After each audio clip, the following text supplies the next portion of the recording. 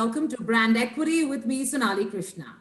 Today in the spotlight is a company that is used by 3 billion people in the world, but it's also one of the few companies that inspires so much ambivalence. On one hand, this social media giant has connected the world at a scale not seen, since the telephone. On the other hand, this company is controversy's favorite child and is in the middle of one as we speak. I'm talking about none other than Facebook. What's interesting is while the global narrative for Facebook leaves a lot to be desired, Facebook's India story seems to be robust and actually never been fitter. Today, I'm joined by a gentleman who is responsible for this performance in India and is responsible for navigating the India ship. It's none other than Ajit Mohan. Welcome to Brand Equity, Ajit. Thank you for taking time and happy to see you safe, healthy, and in your living room. Thank you, Sonali. Good to be here. Great seeing you as well. So these have been interesting times for the world over and for us individually.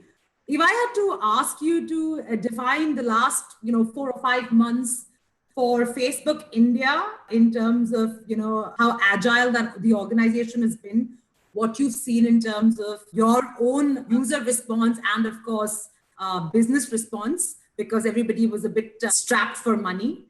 Did not know how things would pan out. How has been the worst phase? And now, of course, as we inch towards recovery.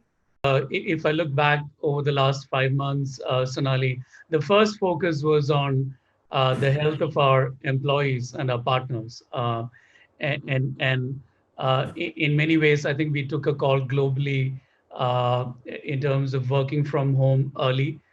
That has continued through the last few months. I think the second one was we did think that there was an opportunity for us to play a useful role around the world and in India in terms of leveraging the scale of our family of apps across Facebook, Instagram, and WhatsApp to help people have access to accurate health information. So just to give you an example, you mentioned the 3 billion people who use our apps every month. More than 2 billion people were directed to information from the World Health Organization, and about 350 million people click through. In India in particular, we work with both the government of India as well as multiple state governments to activate Messenger and WhatsApp chatbots for people to have easy access to queries related to the virus outbreak. I think the equally important focus now is how do we aid the recovery of businesses, especially small businesses that have been impacted in India and around the world. And we do believe that, again, we have a particular role to play because small businesses leverage our services disproportionately. So I don't think we think not just in terms of is there recovery, but obviously there is a recovery, but what is the role that we can play in accelerating that? I think is quite top of mind at the moment. I'm glad you brought that up because if you look at Facebook and the other social giants or the social behemoths, I mean for Facebook in particular, the skew between small businesses versus large businesses is almost, and correct me if I'm wrong, almost more than 70% comes via small businesses. Did you see a bit of a dip during these months because there is so much weight given to small businesses, or did you find it pretty stable? If I look at it, both large corporates, global corporates, Indian corporates, and small businesses, both sets of companies use Facebook as a marketing platform.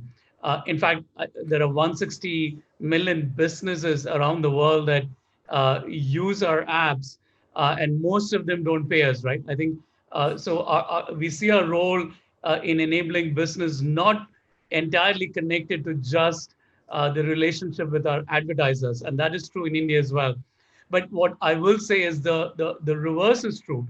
I think small businesses who have limited resources, who are very frugal about their marketing spend, disproportionately tend to use Facebook as a marketing platform to expand their markets, to discover consumers for their products and services, whether it's in their in the local city, the state, or increasingly outside the country, they focus most of that energy on Facebook because Facebook has always been a platform that has delivered measurable outsized returns for marketers who have small amounts of money to spend. And that continues to be the case. And therefore, we feel even more of a responsibility to play a role in the recovery of those small businesses. And I think we all know that small businesses in India play a disproportionate role in contributing to jobs and therefore in contributing to the economy coming back in full force.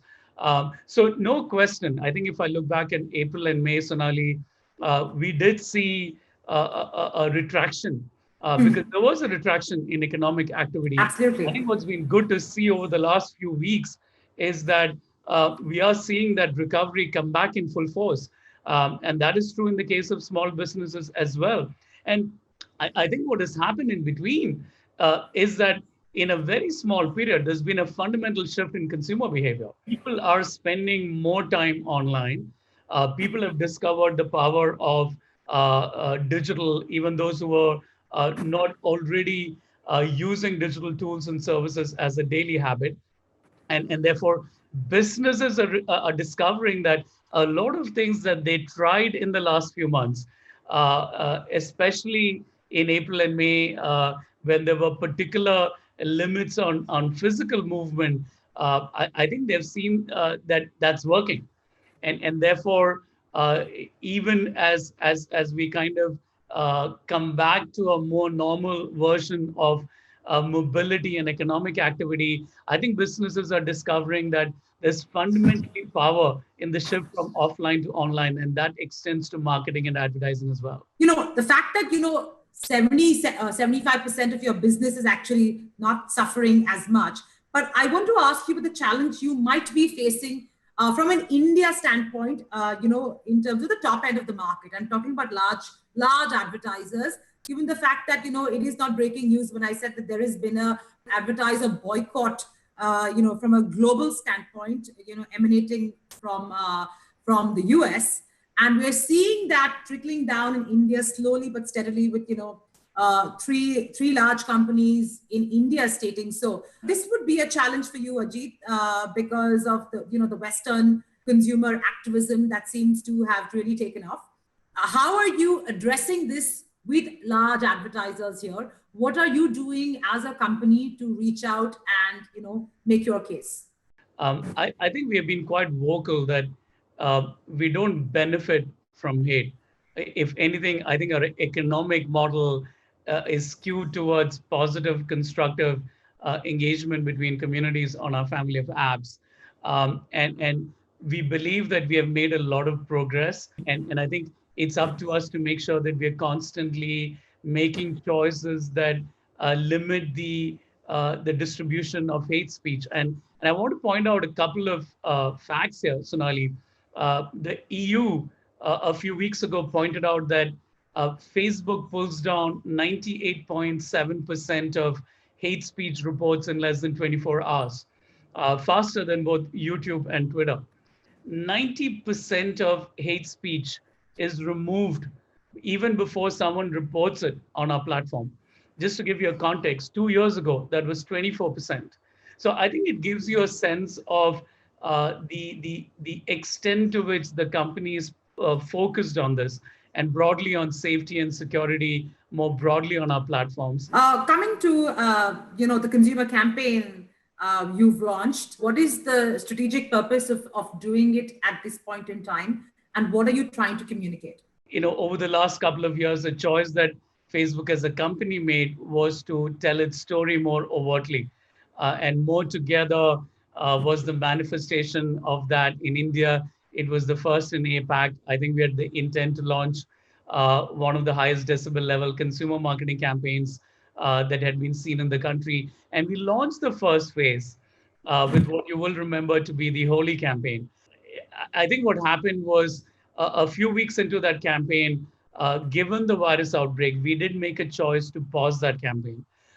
We wanted to make sure that our energy was focused, as I mentioned, on everything we could do to help the COVID efforts. including in our collaborations with the government. Um, what we have found over the last 4 weeks is, in many ways, I think starting with the Prime Minister and his call for the country to come together, and all of the tough choices that all of us have made, I think we've demonstrated the power of more together. And that's been true on the Facebook app as well.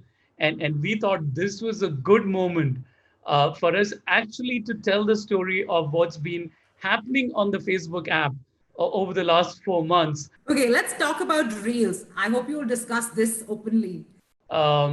A few weeks ago, we announced the extension of our testing of Reels in Okay. India. So in some ways, India was the fourth country where we extended testing.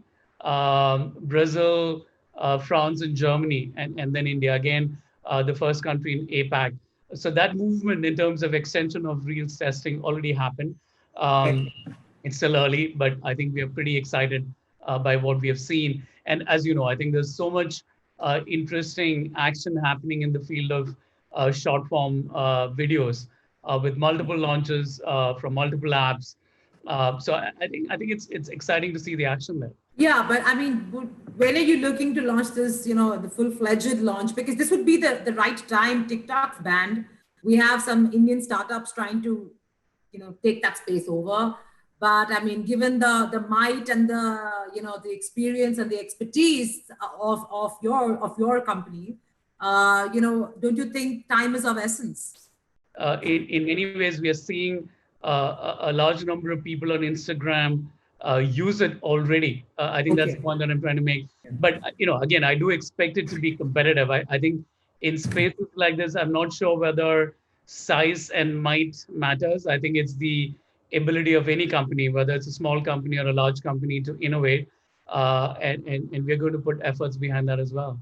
If I had to ask you a fundamental question, how would you define, Facebook? Would you say it's a publisher? Would you say it's a tech company, an advertising company, or a marketing platform? I think we've talked about ourselves as a social platform, and I think there's Facebook app, Sonali, and then there's the family of apps, right? Primarily Facebook, Messenger, Instagram, and WhatsApp. So I think the framing that these are platforms that fundamentally allow people to connect with each other, whether it's friends and families, whether it's communities of interest, where there's one distinction where there are public forums, public platforms like Facebook and Instagram, and then Okay. there are private messaging spaces like WhatsApp and Messenger.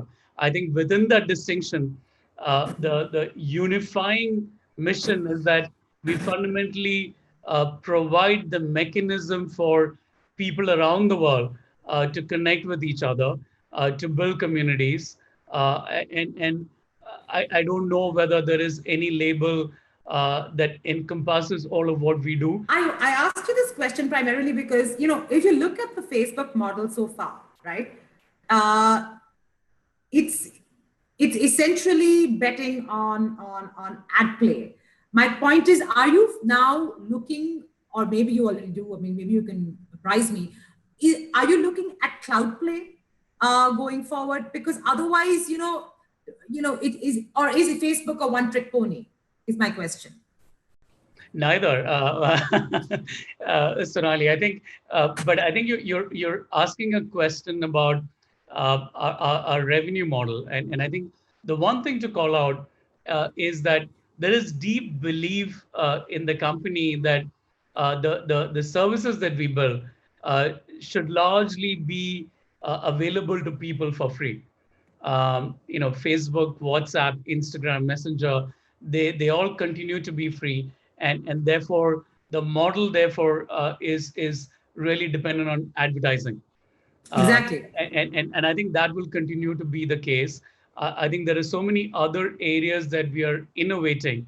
Workplace, for example, is a particular model that allows companies to build Facebook-like communities internally. The commercial model there is a bit different. I think you've seen the efforts where we are putting a lot of energy behind AR and VR through all of the efforts around Oculus. I definitely don't think the sum part of our efforts and the energy on innovation can be characterized as a one-trick pony. But to the extent that your question is there faith in advertising as a model where there's deep belief on keeping these platforms for free, that continues to be the case. That continues to be the case. Your big ticket investment would have been Geo, which you've made.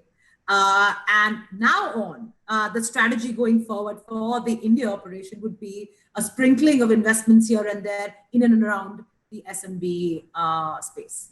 I do think a disproportionate part of the energy of small businesses and their focus on marketing is focused on Facebook and Instagram and increasingly WhatsApp. I think, especially in India, online presence for a small business means a number on WhatsApp, right? But equally, I don't want to take away that large companies do use us very materially. Of They're course. important partners of ours, and I think we see those efforts as being complementary. We don't see a fundamental tension in that. And then I think the question of where is the company's energy, especially from an investment point of view. Look, I think if you look at the last 12 months or so, we've already announced what's close to a 6 billion investment in India, Yeah. and of course, I think the investment in Geo, the 5.7 billion and the nature of the partnership there does stand out, right? And there's no question that that is particularly important to us. But it's also clear for us that we will continue to invest into India across the board. And I think if you're particularly talking about investment, the minority investments that we have made in Misho and an academy, that program will continue as well. I think you're best poised to answer my next question, which is, you've seen all the big, tech behemoths invest in Geo in a period of, 1 month. I would like to call it carriage fee because by the looks of how the digital ecosystem is evolving, and and the final picture seems there probably be Geo and one other player left in the market, and hence there's all these big investments that Geo is attracting is essentially carriage fee. Would I be right in my line of thinking? No, you won't be, Sonali. I think I don't see that as an accurate characterization. But to the question on the investment in Geo, I actually think it's a very positive story. And I think, of course, when we look at it, it's been good to see that the investment we made in Geo, the affirmation in our excitement about the digital economy in India, it's been fabulous to see other financial investors and then Google follow us. But I think the dots all connect to fundamentally the takeaway should be two or three things. One, Geo has created a very positively disruptive model that has allowed hundreds of millions of people to come online in a very short period of time. I think Geo has had a massive role to play in it by having the courage to make that bet, by putting a theory of change that was focused on building a data network, and then having the courage to invest billions of dollars. I think the second is the belief in the Indian economy and the particular role that digital will play in it. In many ways, I think we've done tremendous work in the access side of it. 500, 550 million people who have access to high quality broadband in an affordable way. There's still another 500 million to go. But equally, it also means that with the 500 million people that are already there, we are now starting to see that there's a possibility of a wave of disruptive economic models being unleashed on the back of it. New products and services, new innovation that allow for a fundamental change in the way we live our life. And our excitement with Geo is that we believe that there's a particular role in the partnership we have announced between WhatsApp and Geo, where we can solve the other side of it. Can we enable 20, 30, 40, 60 million Indian small businesses to come online and leverage the benefit of the 500 million people who have already come online? So I cannot but see an extraordinarily positive story coming out of it. And I think that's the only way to accurately characterize it, Sonali. Fair enough. I accept your answer. Uh, you know, talking about consumerism and just consumer behavior, and I'd like to demarcate that between, let's say, the Western consumer and the Eastern consumer. While we're stuck in the midst of this pandemic, we've seen a lot of consumer activism come to the fore, and mostly the Western consumer. I think the Indian consumer is still rather muted. Correct me if you think I'm wrong. Whether it be in terms of, forcing levers, J&J, and the others, L'Oreal and the likes of that, to relook at their verticals, which cater to, or promote fair skin, that entire narrative there. Or it be, consumer activism against your company. Do you think and again, if you have a contra view to what I'm saying, please correct me. Do you think going forward, brands will have to tread carefully in terms of the claims they make and what they actually do? I think people are vocal both in the East and the West. I think we are sitting in an open democracy, right? We are sitting in a country with a tradition of free expression. So I don't see the vigorous debates and being vocal about issues being something that's limited only to the West. I think we are. Let me ask you then. Give me the last time we've had a consumer activist movement. I mean, the fact that it is pitiable that most verticals or fairness screens, be it levers or L'Oreal or J&J or whatever it is, these are only in the Indian and Middle East markets, but it does not happen because we raised our voice. It's because the Western consumer raised its voice. So we're just muted beneficiaries. The point here is and what we see around on our own platforms on Facebook and Instagram. It's pretty clear that there's free expression and articulation on contentious issues. And the other point that I would call out is all companies and all brands are subject to scrutiny, and that's always been the case. And I think the larger a company that you are, the more people that you serve, the more likely that there will be more scrutiny. And I think to the beginning of our conversation, Facebook as a company is seeing that. So I do think, yes, to the extent that we have seen the emergence of social platforms that allow such expression without disintermediation. It allows these conversations to be quite live, to be vocal. But I do think there's been scrutiny on brands for a long time, and that'll continue to be the case. Fair enough. Thank you very much for your time, Ajit. All the very best for your consumer campaign. I hope it's received well, and it continues to aid us and help us through these tough times. Also, all the very best for Facebook's trying times ahead globally. And thank you again for your time. Thank you, Sonali. Always great talking to you. Thank you so much. Thank you.